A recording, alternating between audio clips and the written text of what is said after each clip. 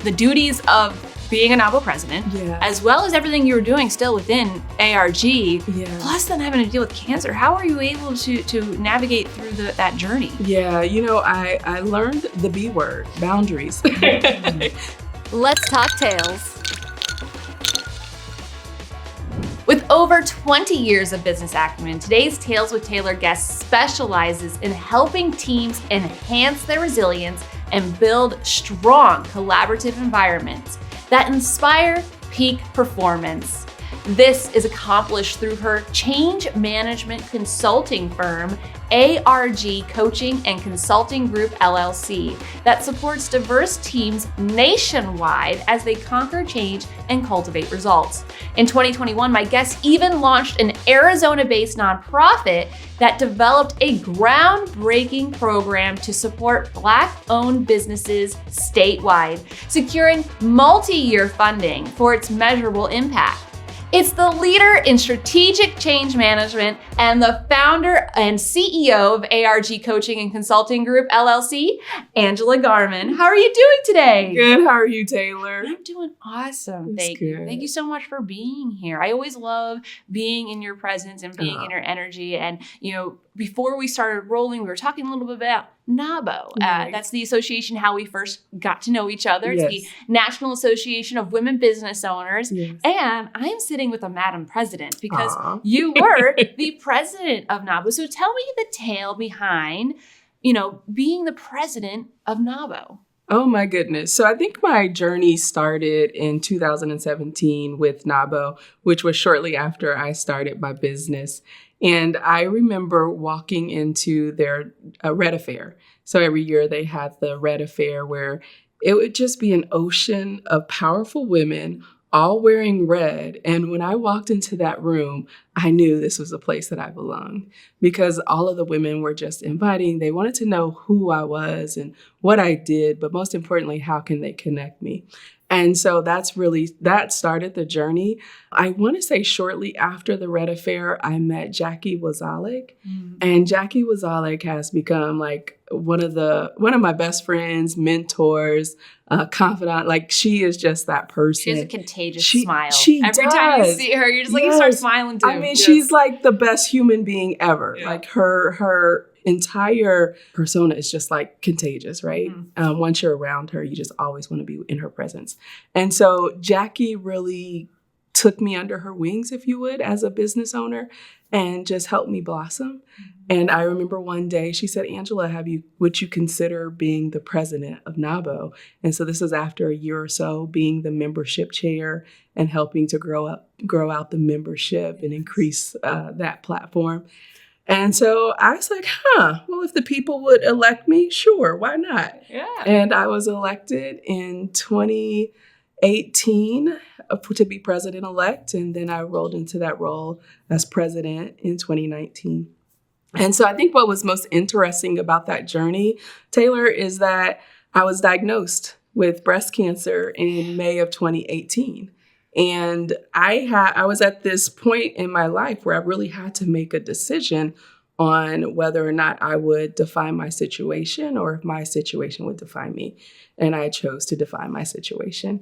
And I accepted that role, and everything else is just like life has just blossomed ever since I made an intentional choice. So that's excellent. How were you able to navigate, the duties of being a NABO president, as well as everything you were doing still within ARG, plus then having to deal with cancer? How were you able to navigate through that journey? Yeah, I learned the B word, boundaries. I think that was very important for me over that season of my life because of the simple fact that when you do take on roles, especially a role with that level of position and authority, you have to realize that you have to establish strong boundaries for yourself, primarily because it will monopolize your time, right? And so understanding what I was capable of, understanding what time constraints I had over that season was also very important. And then also giving myself the ability to heal through the process was important. But I think that what I learned most is that, in the midst of change, actually, let me back up before I even say that. I had to put in my own, I had to actually adapt to my own skills and talents, or however I would typically coach or work with another professional. I actually had to implement my own strategies, right? Yeah. So Practice what you preach. Practice what I preach, yeah. And so, going into that season, I just had to take a step back and understand what my strengths and capabilities were. Mm-hmm. And once I really identified that, what would also allow me the opportunity to show up the best version of me, that was also important. And how did I want people to see me over that time, right? Because oftentimes people will define themselves by their sickness, or they would let that take over. And I was like, oh, heck no. Yeah. And so one story that I often tell when I am on stage is that I, during that process, instead of wearing a wig or anything like that, I did what was most natural for me. And I just shaved my head bald, and I just rocked the big earrings, and thank God for Wakanda, Black Panther, because it's like I showed up this powerful, strong woman. And you were, and you are. Yeah. And I just want to say, you were truly such an inspiration. I was magnetized to you and everything that you do. Everything that you do is such quality and high character. Yeah, and so just thank you for just being such a great leader throughout that time, and just being a wonderful person in general. Yeah, thank you for that. Yeah. That really does mean a lot to me. Yeah. And so I want to take it back to talk about a little bit of ARG coaching and consulting group. When did you know you had the power to do this on your own? Oh my, I think that's a fantastic question. So I grew up in hospitality. My background is a Six Sigma green belt. So I spent a lot of time in hospitality helping other people lead and manage through change. And so one of those areas, we can always roll out a project, right? The project itself will actualize, but whether or not it stays or sticks was always the question. And so people will naturally resist change. When I look back over different seasons of my life, I realized that I was particularly good at helping people understand and embrace the changes that they were faced with. So people will either resist change because it's unfamiliar, they believe that they're no longer in control, or, it might not be a value alignment, right? Right. And so how do we now help them break down what their fears are and get to the root of it so that we can really make the project or help them align with the project? And so that's what I was relatively good at when I was in the corporate space. I rolled out a project that at the resort that I was working at that saved them over $1 million in a year. And then we rolled it out to another property, saved them $250,000 within 6 months. And it went on to become an area best practice project and then a national best practice project. And then later on, as I transitioned out of my career, I started working with another small business owner and who was a woman. And I had never seen another person, let alone a woman, build her business from the ground up. And so she and I worked together. I helped her put a strategic plan into place.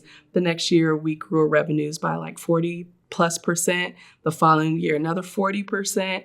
And then she was like, if you can do this for me, you can do this for anyone. She's like, go out, start your own business. So she really encouraged me to start my own business and help other people conquer change and cultivate results. Excellent, excellent. Yeah, sometimes it does take just that one instance of really seeing the results and going, okay, I can duplicate this for other people. Yeah. And so I always love to know the psychology of choices of colors. I obviously love blue as well. Yes. What made you choose blue for your branding? Oh my goodness. So blue is a couple different things. It's calming, first and foremost. And it also represents a level of stability. Yes. So when people see that, they naturally will feel at ease in a certain way, or they feel like, okay, this is a very strong presence. And I think that those are a couple of attributes that I bring to the table, where I'm a calm voice in the middle of your storm, and I help to create a stabilizing force also for your team. Speaking of your calm voice, you also are an excellent presenter and keynote speaker. Yeah. So, tell me, how are all the ways that you do help people? Because I've seen you on stage, Mhm. and you also talked about working and consulting individually. So Yeah. what are all the facets of ways that you help people? There are many facets. I say that every single client is totally different. So it really just depends on what the needs of the organization is, whether it's, hey, we're bringing you in to support a team member or team members through individual coaching, or Angela, we want you to perform an organizational assessment just so we understand the voice of our internal stakeholders. So my organization, we work with corporations, we work with individuals. So it just kind of depends on what the needs of the organization is. One thing that I love is that because we're multifaceted, we can also support small businesses just as well as we can support those corporate buyers. So. Yeah, because even the small businesses need some support Oh sometimes. yeah. Oh yeah. So Yeah. true. And, if you weren't busy enough, it feels like, you went through your cancer treatment. You're now all well, correct? All well. All well. And you Was said, it you know 6 what? years, 7 years? I need to fill up my schedule again. Let's start a nonprofit. I Right? know, So I know. what was it that compelled you to start the nonprofit? Oh my gosh. So coming out of COVID, so I was president for NABO 2019, 2020. My business is certified as a WBE, which is a Women Business Enterprise through WeBank. Yes. And our RPO is WeBank West. And I remember having a conversation with Dr. Pamela Williamson, who is the president of WeBank West, and telling her that I was accepting this role as president of NABO. And she was like, Angela, that's all well and good, but what are you going to do with it? And so the entire time I'm president of NABO, I'm like, but what am I going to do with it? And so over that time, she had handed me the State of Women-Owned Business report. And I got to understand how we as women show up in our ecosystem. And then when I started drilling down into the numbers, and I saw that if parity was reached for minority women-owned businesses, that $981 billion would have been generated. Wow. Yeah, in 2019 alone.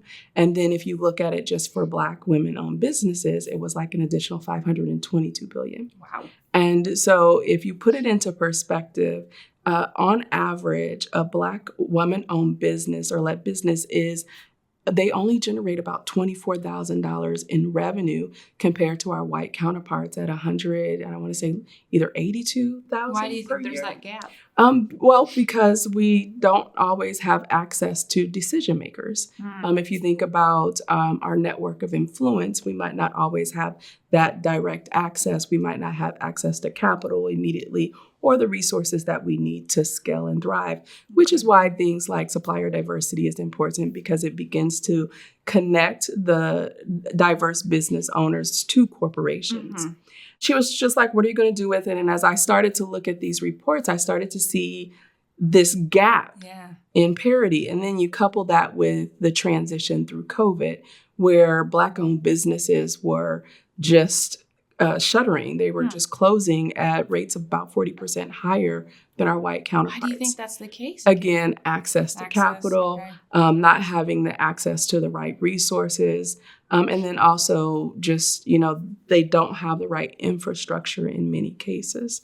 And so I found my what. I wanted to create awareness around this disparity gap, but most importantly, I wanted to be able to assist other minority-owned businesses with the tools and resources that they might not have been privy to, that I had gained access to through my resources or through my ecosystem.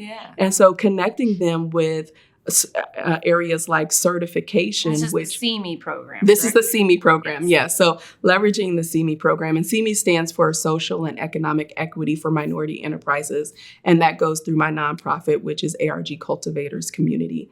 And so connecting them with, first of all, giving them I think we spent 6 weeks in business development. So it was like this accelerated process of helping them put their operational systems in place, creating community, giving them access to decision makers like bankers who could help them close the gap for their loans, giving them access to different corporations where they can close that connection to contract gap.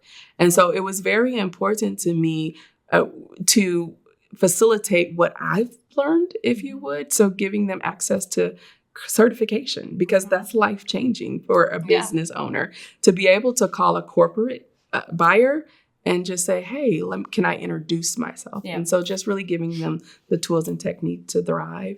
Many of them already have, in my perspective, $1 million business or even ideas. And so helping them to actualize that in a very small way has helped me tremendously. Like, it's just given me like this sense of gratitude in so many ways. Excellent. That conduit. So a lot of our audience are fellow business owners, and they may not be so familiar with the phrase that you were just speaking about with supplier diversity. Can you just quickly explain to people what does that really mean and what are the benefits of it? Yeah, supplier diversity has been a tool that a lot of corporations use to invite diverse suppliers into their portfolio. So to me, it's an equalizer. It just gives us an equal opportunity to actually bid on projects, if you would. And so when I think about supplier diversity, it's just a soft connection that we wouldn't normally have access to. So even going back to my original statement, when you think about minority-owned businesses or diverse-owned businesses, however you want to refer to them, oftentimes they don't have access to decision makers.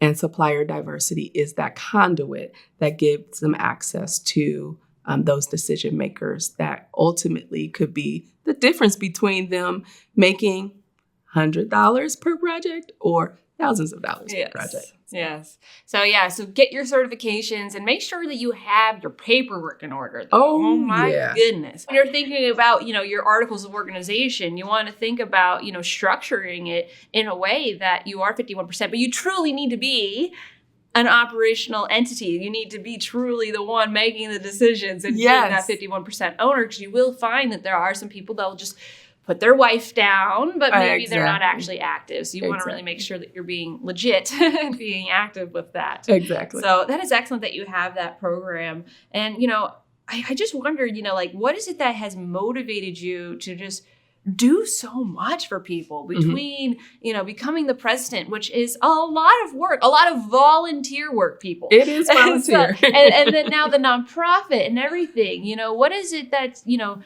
is inside you that makes you feel so compelled to help so many people? Starting and running a business is not easy. And I just wanted to be what I needed when I started my own business. And it's simply that simple. Like I don't, there isn't any other motive besides helping other people, whether women in business, win. Just to make sure that because I feel like we all can get a piece of the pie. Like, there's enough for everybody to go around. And oftentimes, even when I'm consulting with another business owner that might have a very similar platform as me, like I'll share my business plan. Right. Because I recognize they're not me, I'm not them, and whatever is meant for them is meant for them. So I just wanted to be what I had, what I needed. Yeah. And that's my driving force, is to just make sure that everybody can actualize whatever it is their goals are. Yeah, and I agree that there is definitely enough for everybody. On my show, I've had drone operators, and people are like, but you do drones. I'm like, yeah, so what? And we've had Carrie Ann, who does photography. We also do photography, but, a little different. And so it's all about just helping each other, truly, just making that ship rise together. And we all have like unique qualities that we bring to the table. And what I found is there's always this space to collaborate. So it's always, for me, collaboration over competition. So if I can help you get to where you want to get to, then chances are you're also going to think about me in the future as well, or in some facet. And so I think that if we can find ways to seek to collaborate, then also we would rise together as well. Definitely. Yeah. So I'd love to know, what's your favorite animal with a tail? My favorite animal with a tail, well, I am a Leo. So my favorite animal is the lion. Yes. I love their regalness.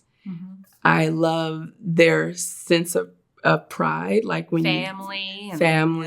And I think that in many ways, I embody that because when you're in my community and you're in my circle, you're always part of that.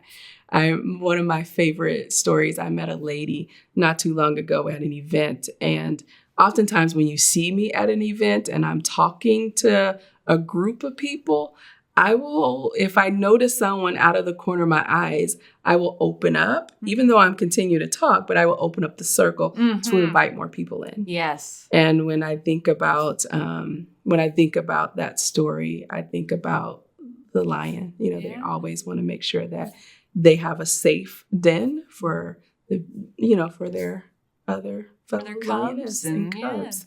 Yeah. And really, when you think about the lion dynamics, the lioness, yeah, although it's the king, the lion king, they wouldn't be getting food if it wasn't for the lioness. Right. So, right. So the lionesses are where it's at. Yeah. They make sure that family's staying full. Yes, staying full, staying protected. Yes. All the values are aligned right there in the den. Yes, I love that. I love that. And, since it's a big cat, you got my vote, so I'm definitely pro kitty cats. Kitty cat. I know you love your cats. Yes. And so I also, you mentioned a story that you heard, and, I love listening. I do a lot of audibles. I love books. What's the favorite tale that you've ever read or heard? Oh, that's so hard, Taylor. And it could be something you've learned or just enjoyment. For me, Imagination Inc. by Ed Catmull, he's the creator of Pixar, was just like, I smiled. I cried. Like I cried for him, being like, oh my God, you made Pixar. Like, so that one always kind of sticks with me a little bit. It's the weirdest thing, but one of the very first books that I read as an adult that I remember is Fish. And it was about this lady, and if I remember the book correctly, her husband had just passed away, but then she was placed in charge of this team that was very dysfunctional. Okay. And she used the Seattle fish market as this she went there one day and she just saw how it was operating.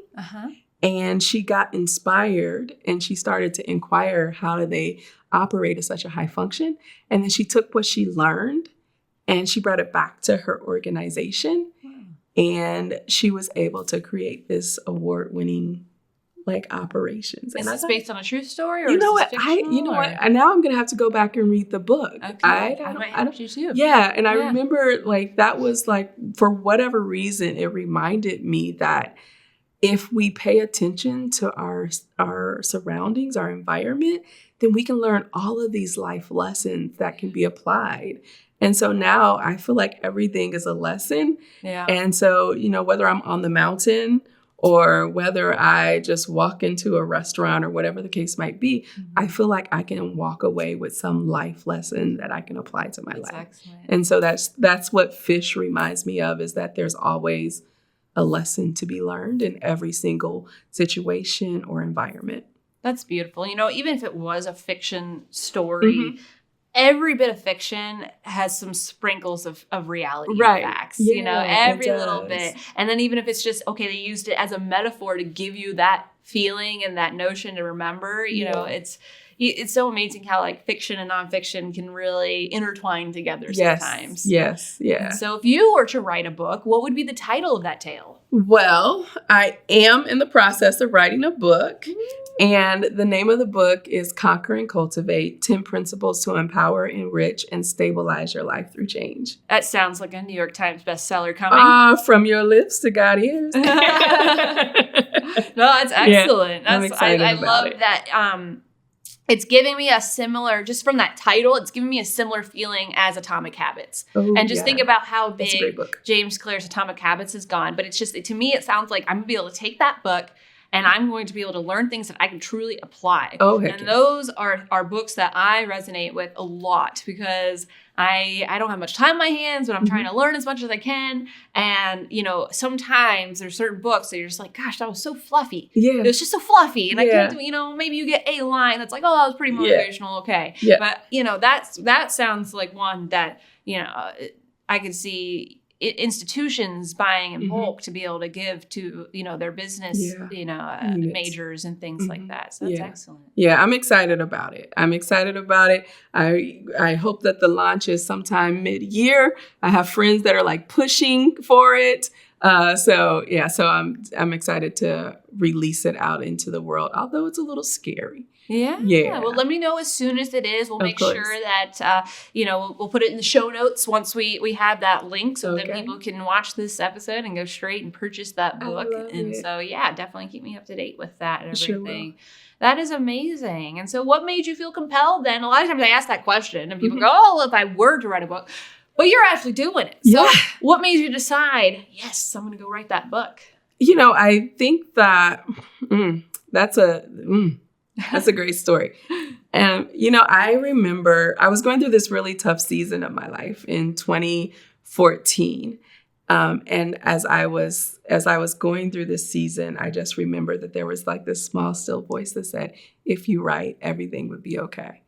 And so probably in theory, I have about 5 books in me that I'm attempting to get out. I was talking to a friend yesterday and I was like, well, which one do I know is the right one to write? Right. And she said, Angela, it doesn't matter which one you publish first. It will be the right one. Yeah. And you don't necessarily want your first to be the best because then it's like that expectation level for the publisher and for everyone else involved. Yeah. And so when I started going through my cancer journey, the only thing that I knew how to do was to write. That was like the best outlet for me. And so I really started to chronicle my journey, but most important, the lessons that I learned over that journey that were really practical, that other people, that might resonate with other people as well. And so hence Conquer and Cultivate. Yeah. Cancer is the name of the change that I went through. What's the name of yours, right? Because we all go through this level of change. Change is always constant. And what I've identified over the years is that change actualizes in 3 ways. We have external changes, things like the pandemic, economy. Beyond your control. And then you have those inner circle changes, those things that you still don't have a level of control over, but because we attach to them, like my children, my parents, my job, my whatever, those inner circle changes also have a direct impact on us, but we can choose how we respond to those. And then we have those personal changes. Yeah. And so it really talks through these 3 levels of changes over the past 5 years of my life. Which a lot of people will probably be able to resonate with most of those.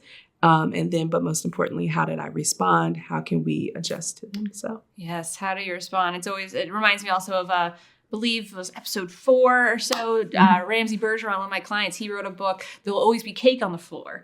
He was a DJ at a wedding and they went to cut the cake, but they didn't lock down the table legs. So they went to cut the cake, the table falls, so does the cake. Oh, that's tragic. So how do you react? Right. How would you react? Right. Most Did you get people upset? probably get a little upset, but they laughed it off, still smashed the cake on each other's faces. It's now a beautiful story about their wedding, but it is all about like choosing how to react. Like every day we can choose to be happy. I know so many times people are like, oh, your energy, you're always so like bubbly and up and da-da-da. And I'm like, well, you have a choice. I could either be having fun and also be fun for others, or I could just be a mope, which is no fun for anyone. Like we go through these difficult seasons of life, right? And it's like, how do you respond in those seasons? And so one of my favorite stories when I was going through this challenge in my life in 2014, such a difficult season for so many different reasons, right? But the memory that I remember the most is my friend Keena and I dancing in the parking lot to the song Me Without You. And we just had this amazing time. So we go through these seasons of change that are very difficult. Don't forget to have fun. Right. Don't forget to laugh at the cake on the floor or whatever the case might be, because in an ideal world, those are the moments that you're going to remember that overshine that darkness. And so those are kind of the stories that I love to tell and to illustrate in the book, and just kind of just spend time focusing on some of the greater memories and not just the difficult season. Yeah, no, because it's so easy to just harp on the bad, but instead kind of focus on the good. And, I forget who it was, but reading about gratitude, I think it was actually a James Clear newsletter where he is just like, to be truly grateful is to be grateful for even the bad. Yeah. And so it's something that we don't always think about, but I've started every morning now on my calendar. I still have a wall calendar that I use. I'll write one thing I'm grateful for every morning. Yeah. And sometimes it's like my kids woke me up earlier than I wanted to, but I still write like, I'm grateful for my kids. Yeah. Because I'd much rather have them, and be woken up at 5 a.m. than to not. And, so it's like sometimes you really got to stop and think like, well, would I rather have, stayed asleep until 6:45 my alarm went off alone, without the kids? Yeah. No. Yeah.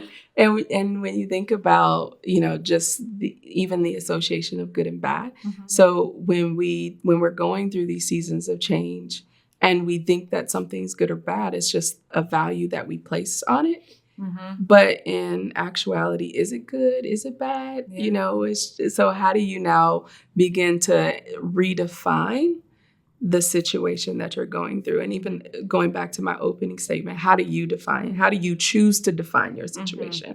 Mm-hmm. One of my favorite stories that I also like to tell is when I was going through treatment, there was 3 of us that had dinner together.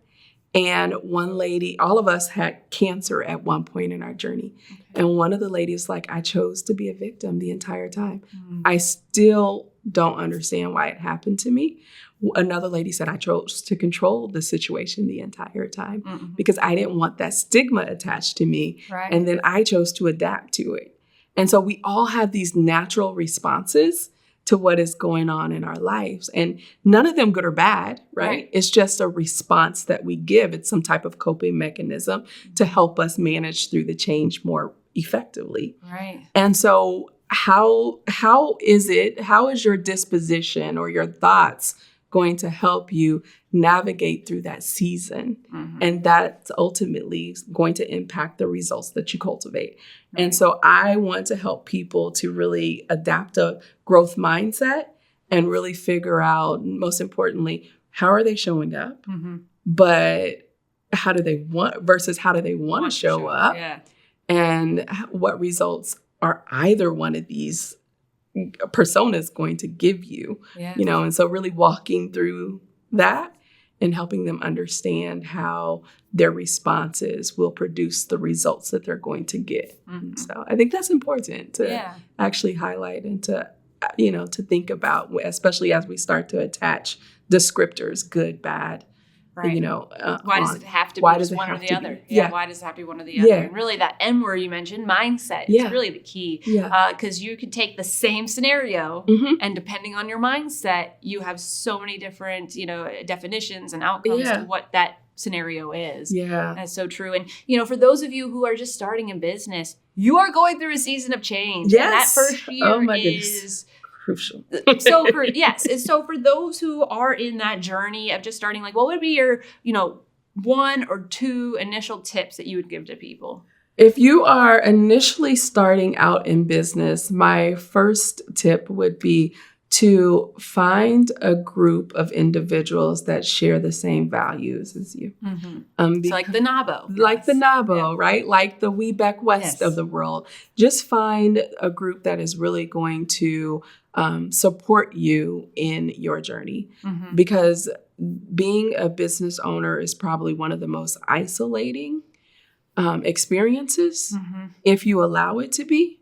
And so finding your group is going to be important. And I don't know about you, but for the first year, I would advise going for a NABO, a We Back West, a supporting group, more so than your BNI, networking, I need a referral every single week pressure. Because in the beginning, you kind of need more of that just education and support than just the, feed me referrals, I feed you referrals. Yes, and you're still trying to define who you are. Yeah. In many cases, you're still trying to iron out, what do I do and who do I do it for? Yeah, what is my value proposition? What is my value prop, right? Or, do I know how to connect with a corporate buyer, right?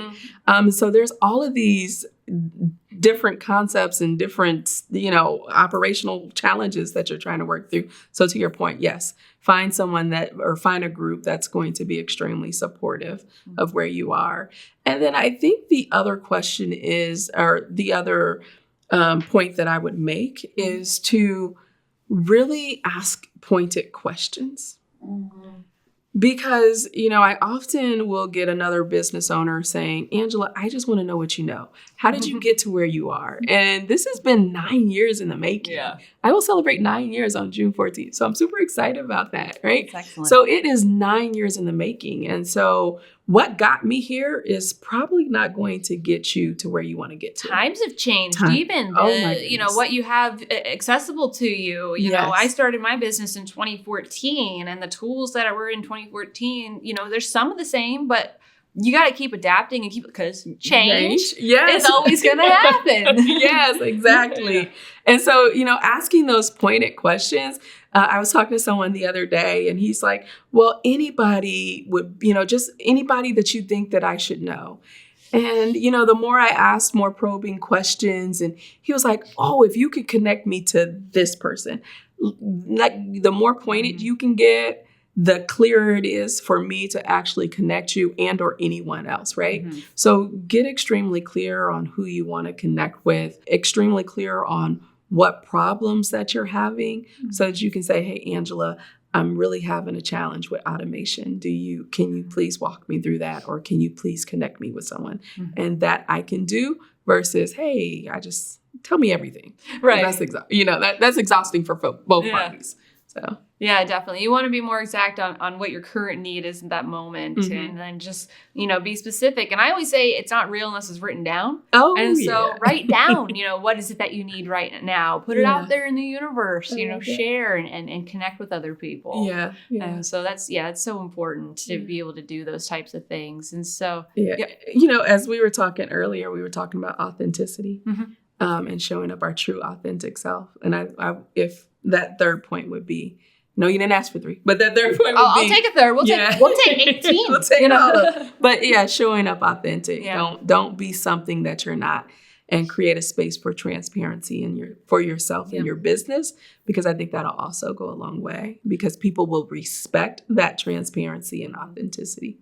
Which I do feel is a little easier said than done. Because I feel like within my career of not even just my business, but my whole career, I've been very much a chameleon. And I feel like I've celebrated myself being like, oh, I can go into any room and be a chameleon. And I still feel like I can go into any room, but instead of being a chameleon, I'm just going into any room as myself. Yeah. It's just like, I don't need to agree with you per se, but I'll still be respectful. But then even so, I think it's also now being like, oh, I don't want to work with you because I don't believe in those things, know? And so it's just like being comfortable in your own skin to do that. And I think for those early in business, it's so hard. It's so hard to say no to money. It's hard, but it makes more sense to say no to money. Yeah. Because the only thing that we have is our reputation. And if we take on more than we can chew, or if there's a misalignment in values, that can totally destroy your reputation. Yeah. And so,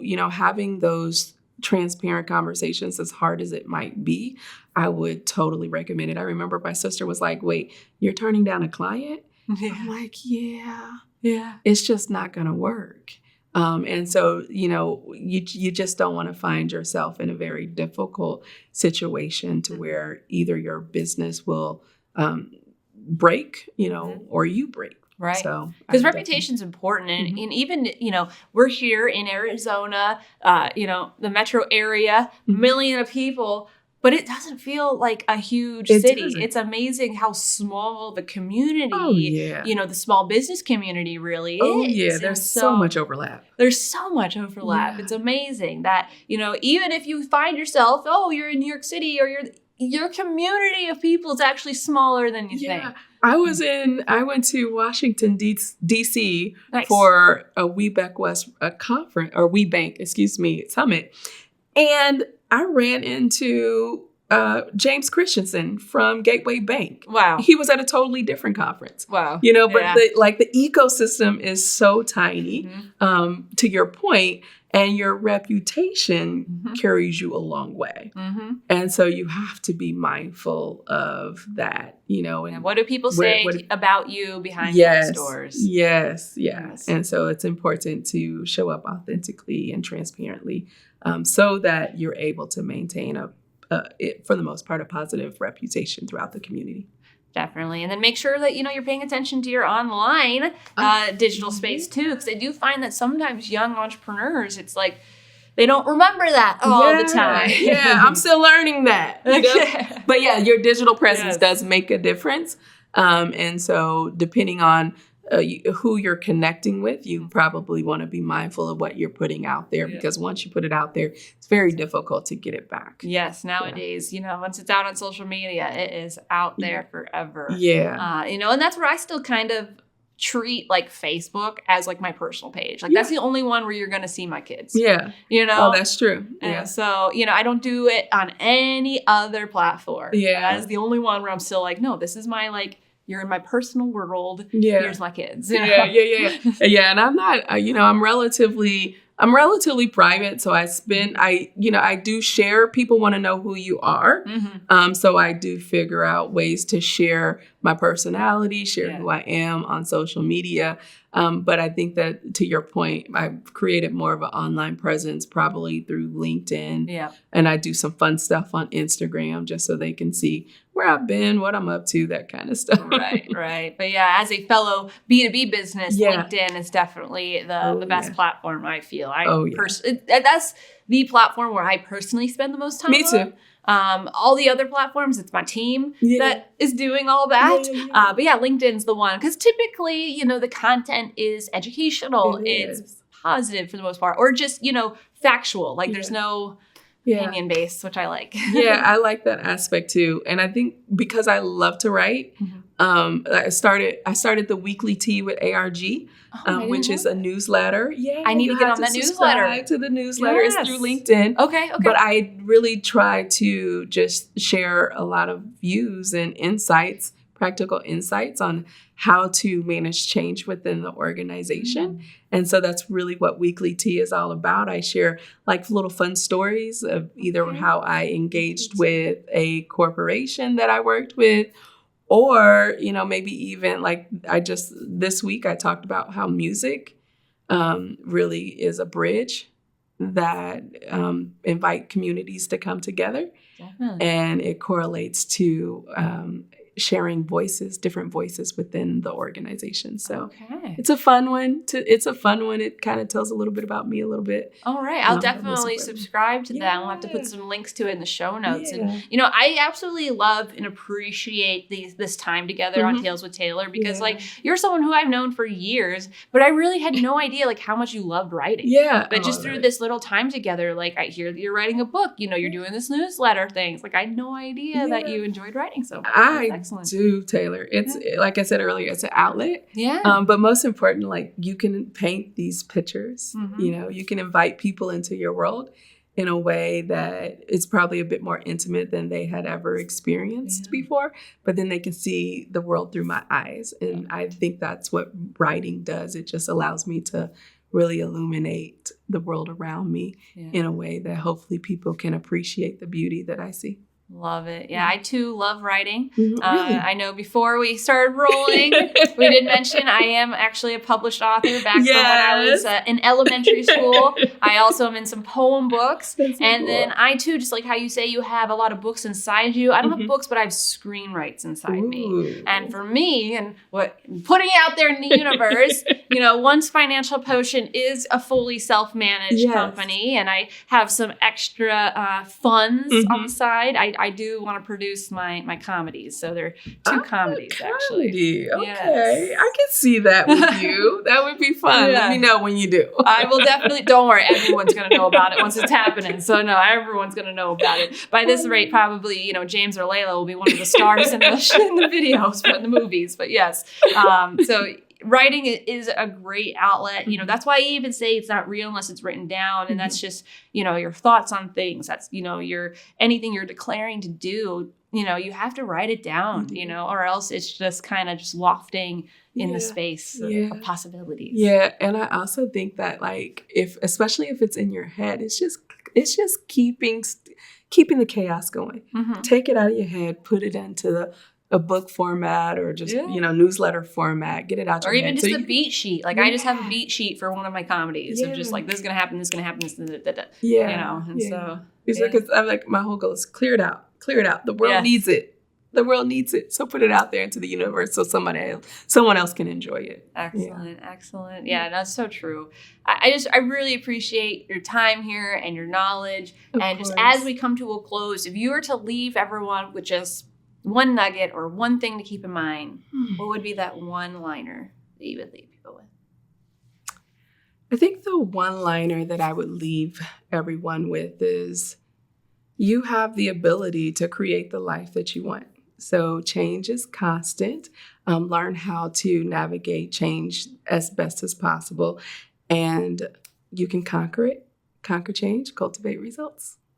ARG Consulting and Coaching Group right here. So I know we're going to put all the links in the show notes. You mentioned that you personally are active on LinkedIn and have a fabulous article that I'm going to need to subscribe to. But what other social platforms are you on, or how else can people stay connected with you? And especially, how can people know if you're going to be on stage anytime and people be able to see your wonderful self? I think the best place to really find me is LinkedIn, Instagram. I am not as active on Facebook, but I am still there. But I just had a beautiful website redesign. Ooh, I gotta take a look. Yes, at Angela R. Garmon by Illuminate Media. So shout out to Illuminate. We might need to talk about that because I'm gonna need an upgrade soon. Okay, awesome.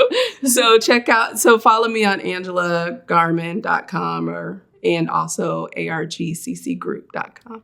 And then if someone wants to get involved in the nonprofit, if they were a minority business owner or someone who's looking to get into business but wanting that support, how can they get in touch with the See Me program? Yep. So the See Me program is at argcommunity.org, and they can learn more about the See Me program there. Our goal is to actually release the next 6-month program in July. So July of 2025? July of 2025. Okay, Yep. July of 2025 will be the release of the next 6-month program. Yep. So depending on when you're seeing this episode, make sure you take a look and see if you're able to get a part of it. And if not, just stay connected with Angela, because as you can tell, she's fabulous. She has a lot of great programs, a lot of great opportunities for people, and has such a big, pure heart wanting to help other fellow business owners. So just thank you for everything that you do. Yeah, thank you for having me, Taylor. It's always a pleasure to be in your presence. Oh, I always love working with you. I love being around you. I love to join NAVA. I love the opportunity that we've had to work with each other. So it's always been great, right? It's always fun time. So thank you so very much. Thank you. Have a good one. Thank you for watching Tales with Taylor. Please make sure you like and subscribe to the Financial Potion YouTube channel to never miss an episode.